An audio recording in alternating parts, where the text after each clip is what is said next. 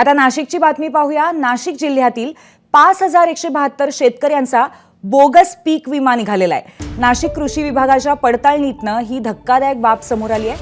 कांदा पीक होत नसलेल्या ठिकाणी कांदा लागवड दाखवत यांनी खोटा विमा उतरवला।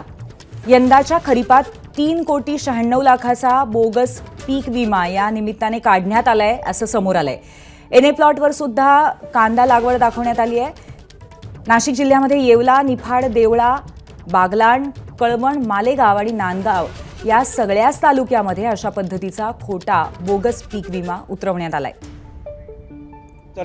पर्यंत आपण ही माहिती दिली की जवळजवळ नाशिक जिल्ह्यामध्ये 3,670 हेक्टर शेतकरी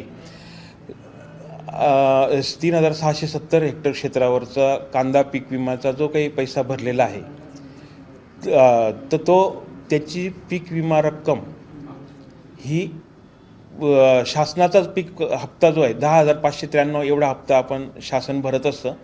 त्याच्यामध्ये 3,260 रुपये केंद्र शासनाचा हप्ता केंद्र शासनाचा हिस्सा असतो आणि राज्य शासनाचा शेतकऱ्याच्या वतीने 1 रुपयात पीक विमा असल्यामुळे 4,070 अधिक 3,260 असं 7,331 असं 10,592 रुपये जो आहे शासन विमा कंपनीला भरणार होती ती आपण थांबवलेली आहे। एबीपी माझा, उघडा डोळे बघा नीट।